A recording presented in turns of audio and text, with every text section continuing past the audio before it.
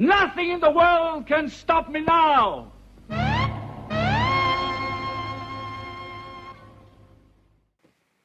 Seeing as the animated version of the Underwater Menace has just been released, I wanted to take a quick look at the original 1967 production. We all know that cliffhanger, the one at the end of episode 3.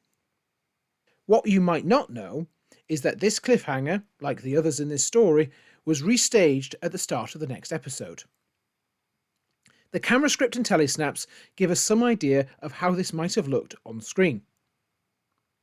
Once the title sequence fades down, we get a close-up of a gun facing to the left, over which we get the story title. The second shot is a gun facing to the right, accompanied by the writer caption. We then get the episode number over a close-up of Professor Zaroff. He orders his guards to shoot the two men. We then return to the close-ups of the two guns which fire. We then return to Zaroff for a repeat of his most famous line, although Joseph First delivers it a little differently. On the musical sting, according to the camera script, there's a mix to indicate the passage of time when Ben and the Doctor enter the throne room. As this sequence was recorded continually, without a pause, how is this action staged so smoothly? The camera script yields clues. The close-ups of the guns were recorded using cameras 1 and 4, and according to the camera script, they weren't even in the throne room, but on the idol room set.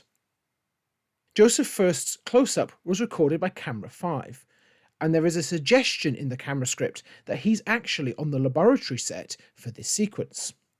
So, why would director Julius Smith want to shoot this scene in this seemingly elaborate way? My theory is she wanted to keep things simple on the studio floor, allowing for the action to flow more smoothly. By not having the guns, and possibly Zaroff, in the throne room, the subsequent scene with Ben and the Doctor entering sometime later can be staged without a recording break or having to hurriedly move actors and cameras around the set. A similar technique to this was used in Evil of the Daleks Episode 2, where close-ups of a photograph of the Doctor were recorded using a hand double standing on another set. This is a small but interesting example of the behind-the-scenes choreography needed to make these as-live recordings work to the best of their ability. But that's not all. Let's return quickly to the end of episode 3. There's no ignoring that Zaroff shooting Thaus is not very well staged.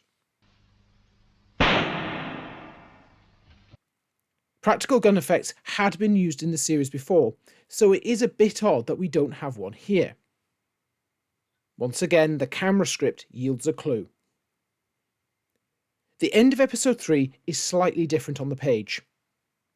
Zaroff doesn't shoot the king, but he impales him with a spear, with the end credits rolling over the prone Thaus body. This suggests a last-minute change to the action.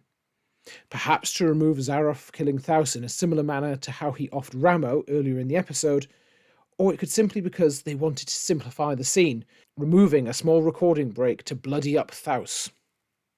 Could this last-minute change explain why the gun effect is not as good as it could have been? This is probably one of those mysteries that we will never know the answer to. Kill those two men!